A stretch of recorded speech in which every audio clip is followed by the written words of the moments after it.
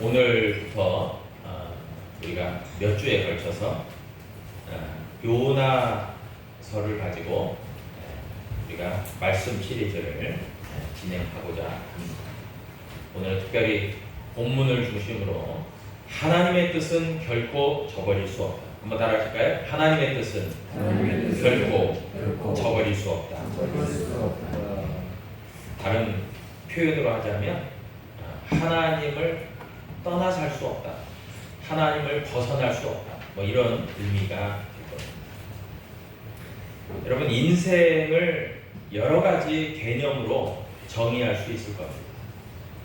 그런데 간단하고도 단순하게 그리고 믿음의 관점에서 보자면 인생은 두 갈래 길이다라고 그 개념을 정의할 수도 있을 것 같습니다.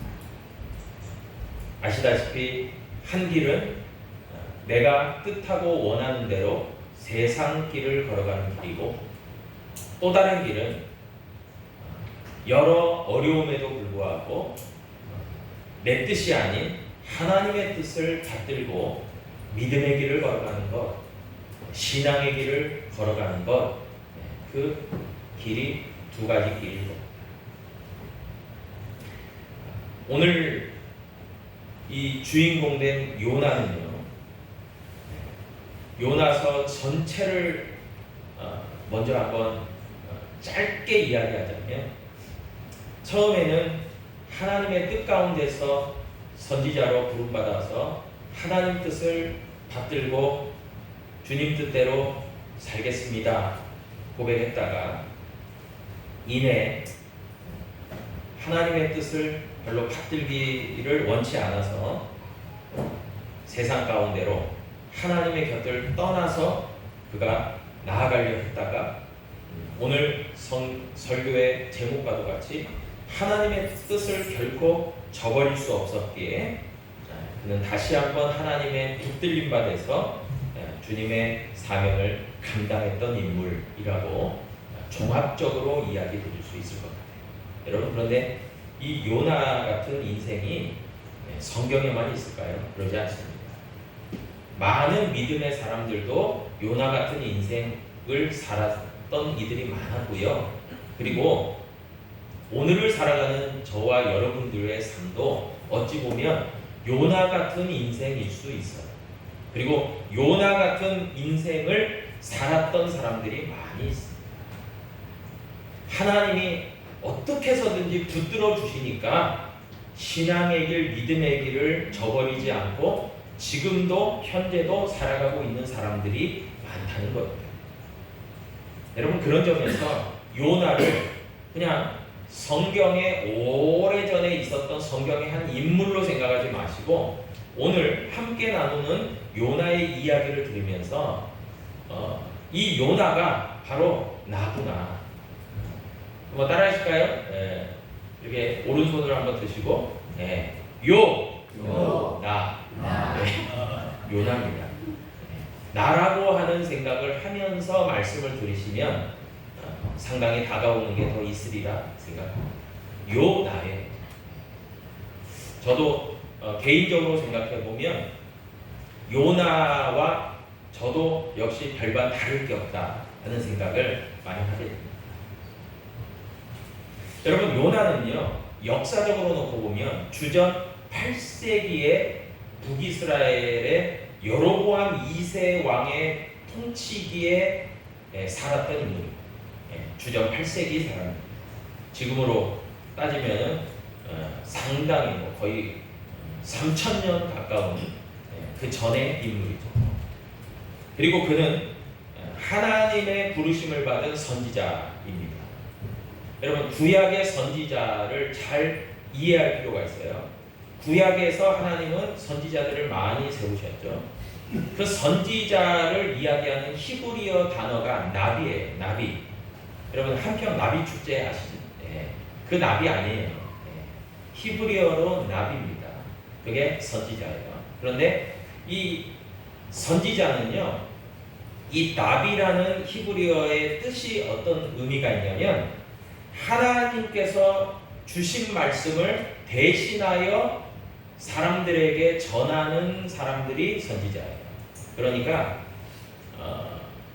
우리가 흔히 선지자, 선지자들이 주로 예언을 많이 했잖아요. 그래서 선지자, 예언자 이렇게 좀 헷갈릴 수 있는데, 선지자의 의미는 하나님의 말씀을 전하는 자라는 의미예요.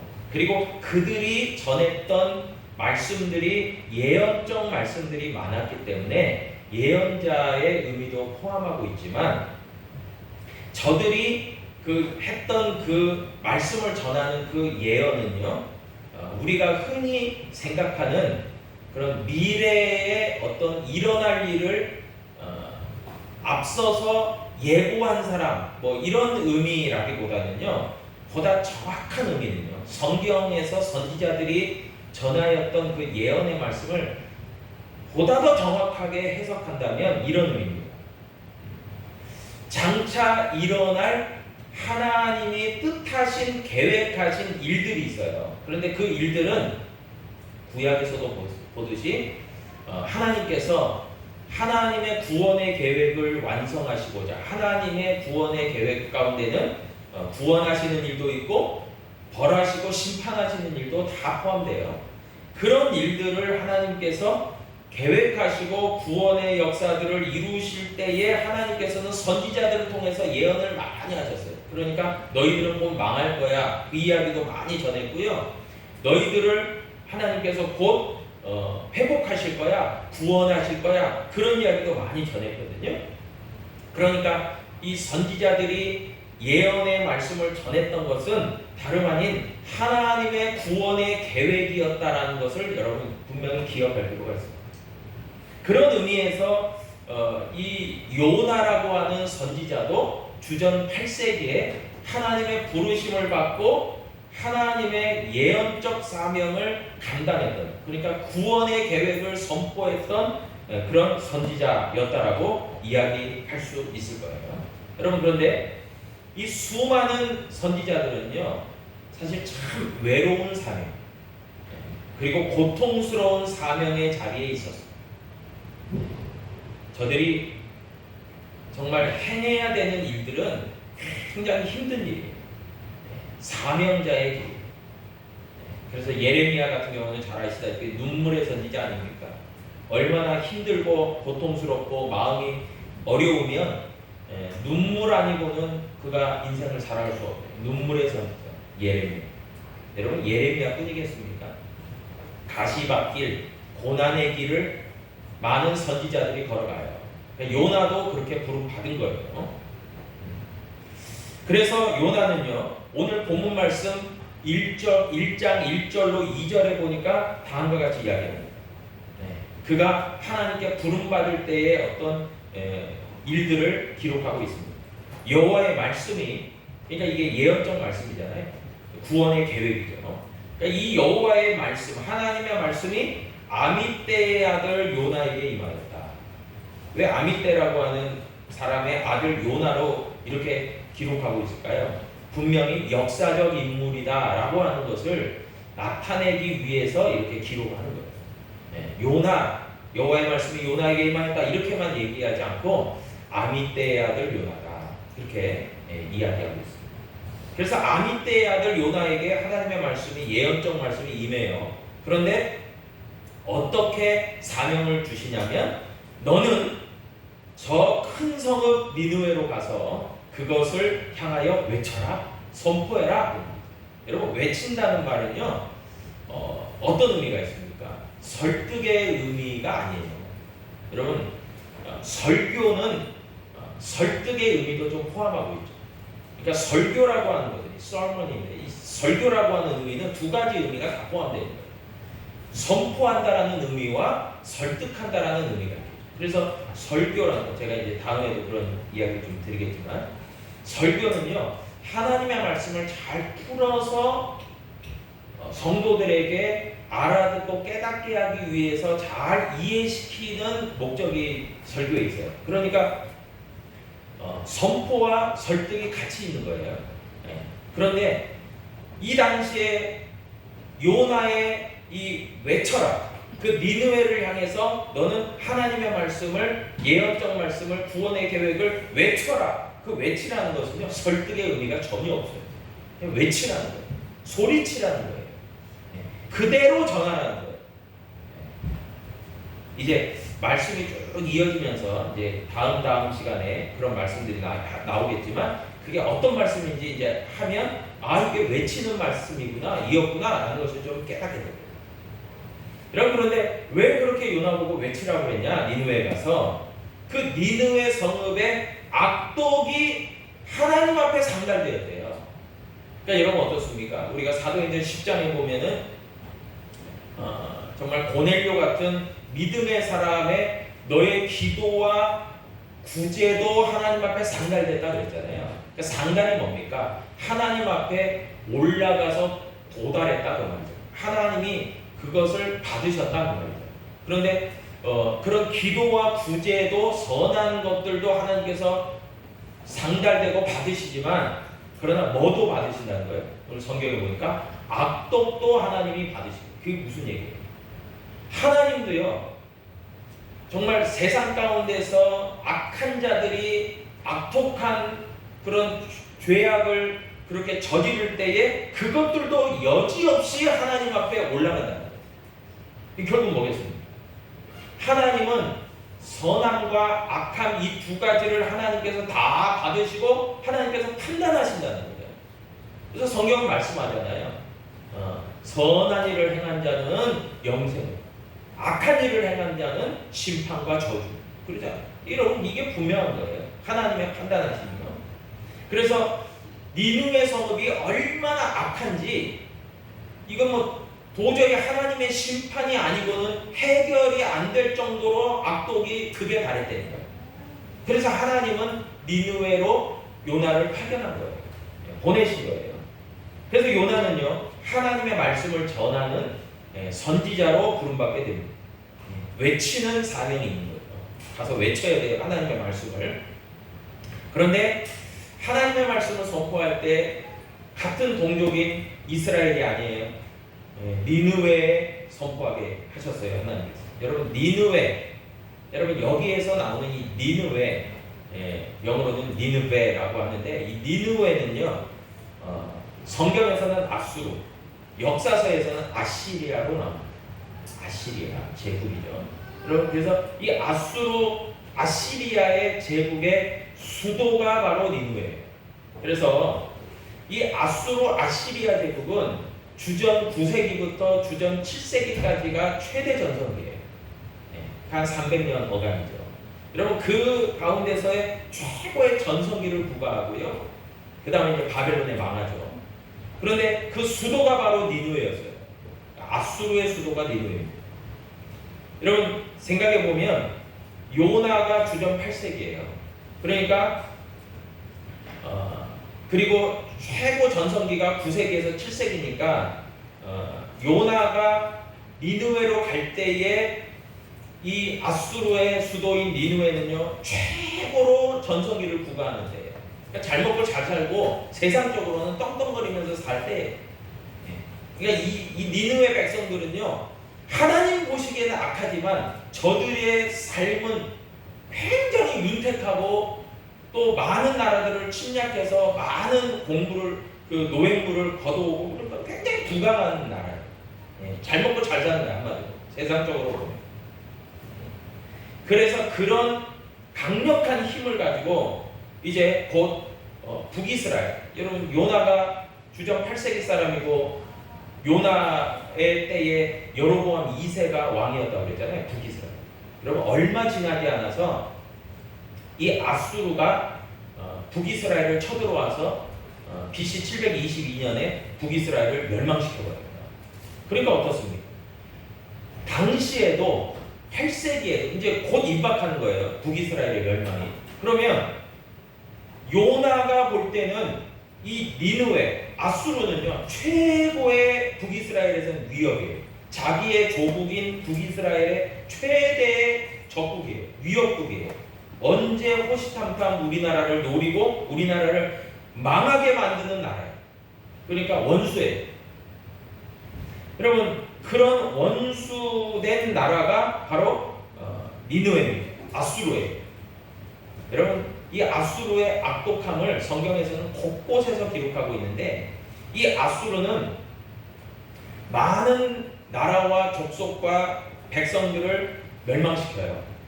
그리고 나서 그 점령지를 가혹하게 정책을 펴니다.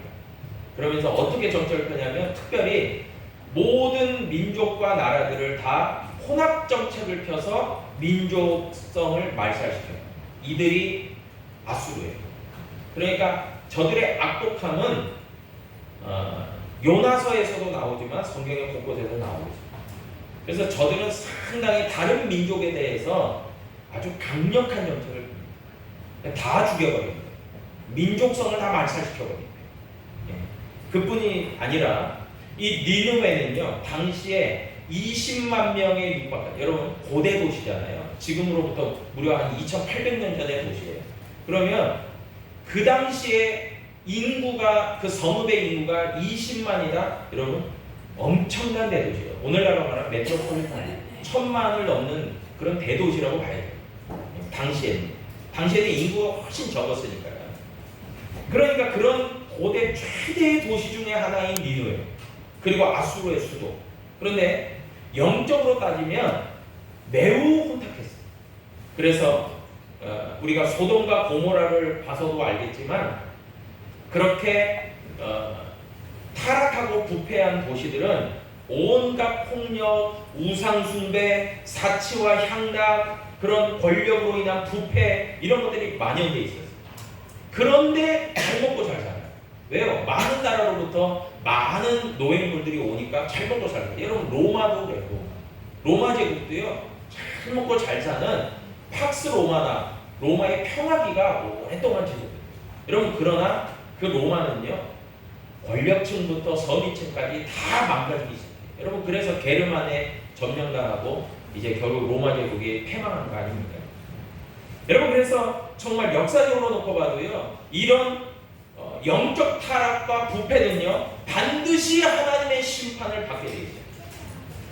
그래서 이제 요나가 하나님의 그 뜻을 받들어서 이제 니느웨로 가서 선포를 해야 돼요. 외쳐야 돼요. 너희들 곧 망해. 뭐 이런 말을 하는 거예요. 이제 좀 더 구체적인 건 다음에 이야기하겠지만, 그래서 이 니느웨의 악독함이 하나님 앞에 상달됐어요.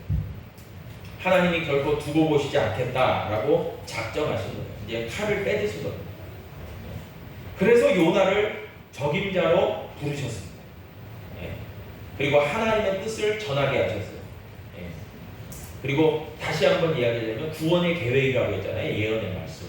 그러니까 저들에게 기회를 주시기 위한 하나님의 구원의 계획도 포함되어 있었어요. 그 가운데서 이제 요나는 하나님의 선지자로 니느웨로 가라. 너는 일어나서 니느웨로 가라. 라고 하나님의 명령이 떨어지게 됐습니다. 그런데 요나는 어떨까요?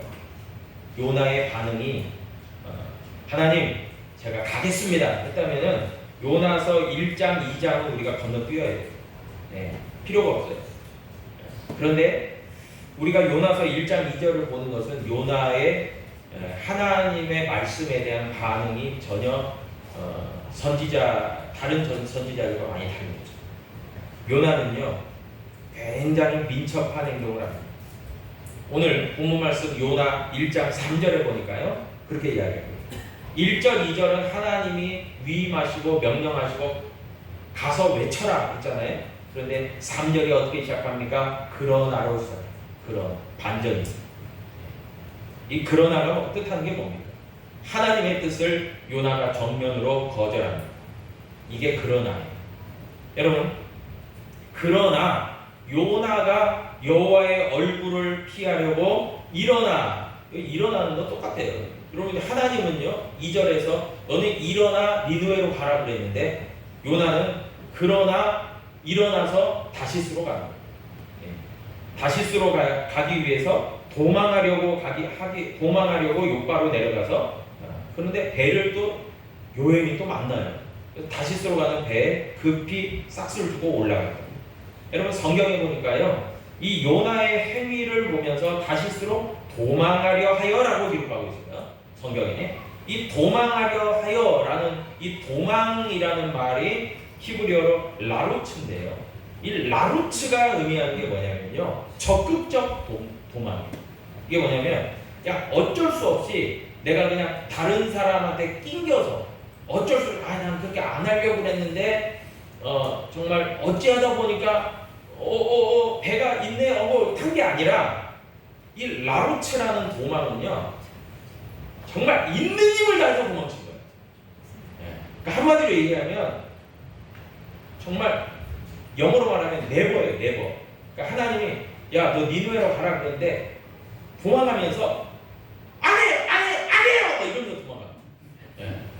그러니까 적극적으로 도망가. 싫어요 이러면서 도망가. 그러니까 좀 뜨뜻미지. 하나님 말씀 들어야 되는데 미안한데 하나님께 죄송한데 근데 어쩔 수 없어요 하나님, 이게 아니라 싫어요 이러면서 도망가. 근데 왜 이렇게 라루츠 도망을 하게 되냐? 하나님과 절대 그거 하기 싫어요. 왜 도망하게 되냐? 여러분 좀 하나님 보시기에는 이놈봐라 괘씸하네 이럴 수 있어요. 그런데 여러분 인간적으로 따지면 충분히 이해하고도 남음이 있지 않습니까? 여러분 적국인 원수인 철천지 원수인 니느웨로 가서 하나님 말씀 전한다? 하기 싫죠. 예를 들겠습니다. 제가 아까도 요 나라고 그랬잖아요. 여러분 같으면 어떻게 했습니까? 하나님께서 어느 날 우리에게 감동을 주셨어요. 너는 너의 철천지 원수에게 가서 전도해. 그러면서 이렇게 해요. 하나님 믿으면 복 받습니다. 하나님 믿으면 구원받습니다. 하나님 믿으면 천국이 주어집니다. 그리고 당신은 나의 철천지 원수지만 나를 정말 지긋지긋하게 못살게 굴고 우리 집을 힘들게 했지만 우리 교회에 나오세요. 제가 전도합니다. 우리 교회에 나오셔서 나의 형제자매가 되주세요. 그리고 우리 함께 하나님의 공동체를 이루어가요. 정말 당신이 복받기를 나는 너무너무 기뻐하고 그렇게 하나님의 뜻을 제가 전하고 싶습니다. 여러분 같으면 어떨까요? 진짜 원수예요. 이건 정말 우리의 가정과 나를 너무 힘들게 했어요. 그런데 찾아가서 우리 교회 제발 나와주세요. 이러기가 인간적으로 생각하면 쉬운 게 아니랍니다. 그런 의미에서 보면요, 요나의 그 심정이 하나님 보시기에는 괘씸하지만 그러나 인간적인 측면에서 놓고 보면 이해도 가는 측면이 있어요. 사실. 인간적으로 놓으면 말이에요. 여러분 그런데 분명한 것은 뭡니까? 결론적으로 말하면 뭡니까? 인간적으로는 충분히 요나의 행동이 이해가 되는 측면도 있지만 그러나 결과적으로 어떻습니까? 결과는요 분명합니다. 요나는 하나님의 뜻을 저버리고 도망친 인생이라는 것이죠. 그것을 우리는 간과하지를 않아야 됩니다. 여러분 뭡니까? 여기에서 우리 중요한 것을 한 가지 발견하게 됩니다. 그 모든 인간적 마음과 심정과 이해와 납득이 있었다 할지라도요, 여러분 잘 들으셔야 돼요. 그런 것이 있었다 할지라도 그것을 초월해서 하나님께서 우리에게 말씀하시는 것이 사명이에요. 그게 사명이에요. 여러분 그래서 사명은 뭡니까? 무조건 해야 되는 게 사명. 그런데 요나가 받은 것은 사명이었거든요. 하나님의 뜻, 사명. 그러니까 요나의 어떤 인간적이고 민족적인 어떤 감정, 그리고 원수의 나라 적국인 니느웨를 향한 그런 생각과 감정, 그것을 배제시켜야 됐어요. 하나님의 사명은 말이에요. 여러분 그래서요, 저와 여러분들이 요나 같은 상황과 위치에 놓여져 있다면, 그리고 하나님께서 우리에게 분명하게 말씀하여 주셨다면, 여러분 그 사명을 이루는 순종은요, 인간적 감정과 심정과 계산과 그리고 이해와 그런 것들이 개입할 여지는 전혀 없어야 됩니다. 거기에 무슨 어떤 것을 토를 달 수가 없다는 거예요. 여러분 그런 가운데서 요나는 분명하게 하나님의 뜻을 저버린 인생, 세상 가운데로 나아간 인생이 맞습니다. 여러분, 요나는요 니느웨의 반대편인 다시스로 열심히 도망을 칩니다. 이 다시스를요 지리적으로 보면요 오늘날의 이베리아 반도, 그러니까 포르투갈, 스페인이 있는 이베리아 반도로 추정을 하고요. 그리고 아마 그 이베리아 반도의 남부 지역이다라고 성경학자들이 추측을 합니다. 그 이유가 있어요. 니느웨는 이스라엘에서 볼 때 동쪽이에요. 그런데 최선을 다해서 도망친 다시스는요 이스라엘에서 보면 맨 서쪽이에요. 서쪽 땅끝이 제일 먼 곳이에요. 여러분, 한마디로요 요나는요 최선을 다해서 도망칩니다. 어디로요? 정반대로. 정반대인데도 최고로 먼 정반대로 도망칩니다. 그런데 이게 질적 의미만 내포하고 있는 게 아니에요. 여러분, 다시스라는 도시는 당시에 열왕기상에도 나옵니다. 열왕기상 10장 22절에 나와요. 왕이 바다에 다시스 배들을 두어 히람의 배와 함께 있게 하고 그 다시스 배로 3년에 한 번씩 금과 은과 상아와 원숭이와 공작을 실어 왔다라고 기록합니다. 그러니까 뭡니까? 이게 현존하는 도시였어요, 다시스가. 그래서 이 다시스는 이 상업의 도시고 무역의 도시예요. 그런데 어떻습니까? 에베소도 마찬가지지만 그런 상업과 무역의 도시가 당시에는 우상숭배의 도시예요. 그리고 타락한 도시예요. 온갖 세상의 진귀한 물건들은 모여들고 사람들이 풍요를 부과하지만 세상적 아름다움은 충만했지만 그러나 그 가운데서 우상숭배가 만연되고 정말 향락과 타락이 있는 도시. 그러니까 어떻습니까? 이 니느웨도 그런 도시였거든요. 그런데 조금 성격은 다르죠. 그런데 다시스도 별반 다르지 않은 곳이에요. 그런데 왜 니느웨는 거절하고 다시스로 갑니까?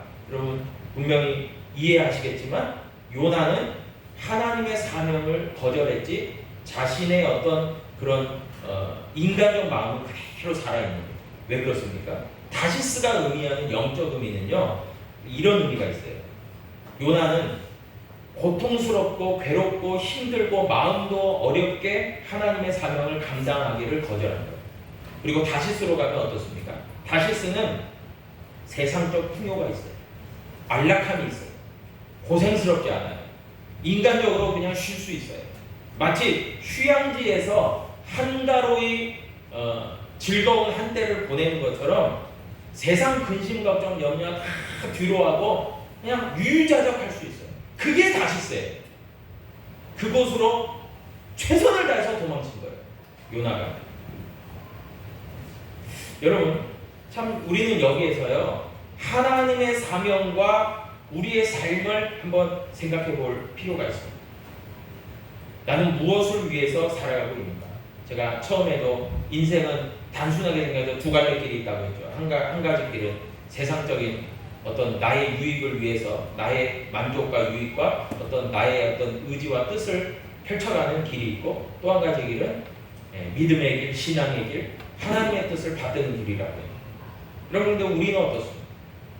지금을 살아가면서도요 때로는 하나님의 길, 믿음의 길, 신앙의 길이 인간적으로 세상적으로 놓고 보면 고생스럽고 억울하고 때로는 비난받고 그런 힘든 길일 수 있다는 거예요. 그럴 경우들이 많아요. 그러면 우리의 선택지는 어떻게 될까요? 여러분, 요나와 같이 그렇게 최선을 다해서 도망간다면요 여러분 세상적인 풍요는 있을 수 있어요. 인간적인 어떤 편안함과 안락함은 있을 수 있어요. 굳이 내가 이렇게 생고생할 필요가 없다라고 할 수 있어요. 여러분, 그런 안락함과 행복한 것을 꿈꿀 수는 있습니다. 그런데 뭐는 없어요? 그곳에 하나님은 안 계세요. 하나님은 그 가운데 함께하지 않습니다.